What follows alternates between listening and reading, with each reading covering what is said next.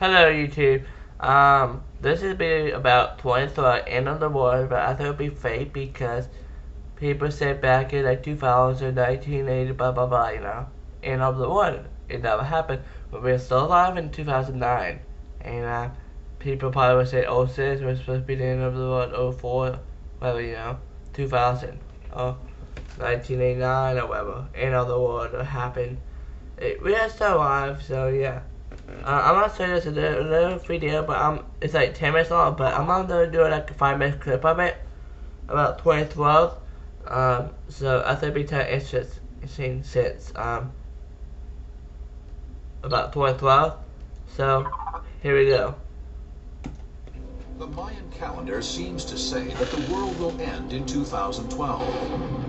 It's a startlingly precise prediction from a culture that took its calendar very seriously. Want to watch it? Do you guys want to watch it?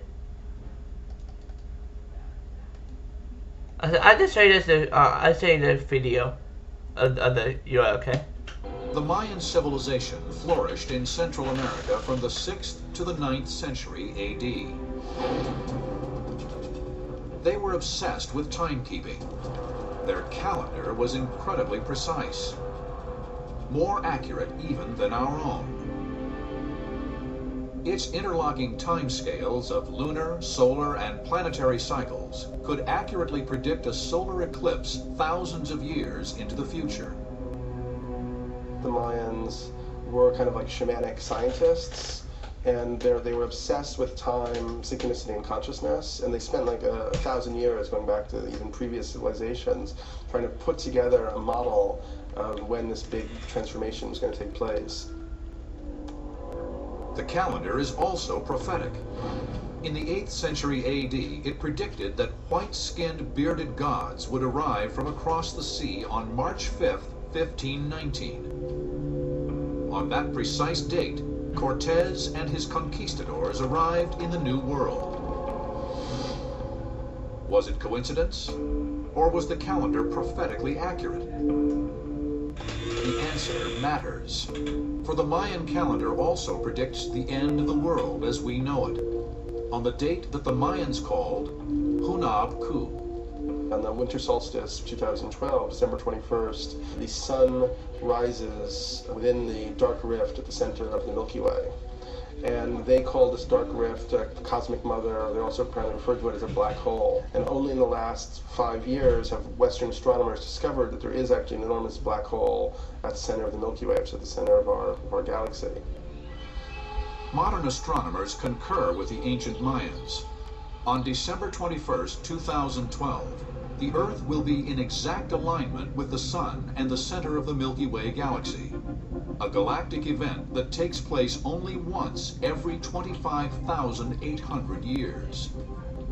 No one knows what effect this extraordinary alignment will have on the Earth, but the Mayans believed it would be dire.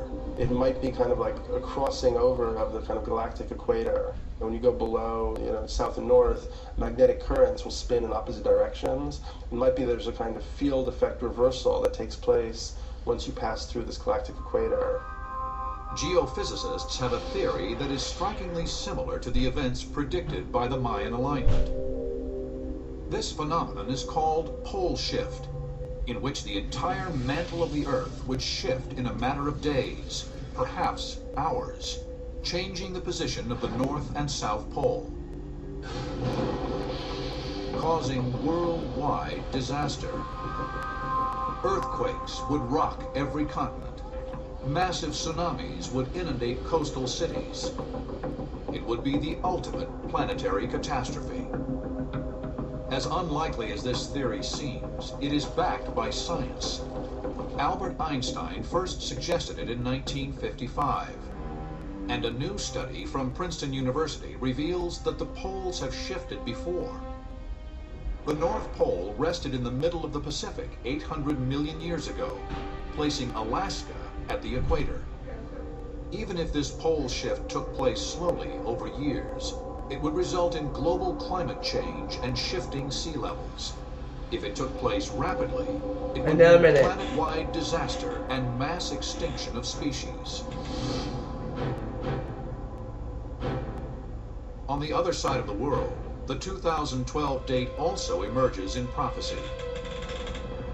According to one theory, the identical doomsday date can be found in China's oldest text, the I Ching, or Book of Changes.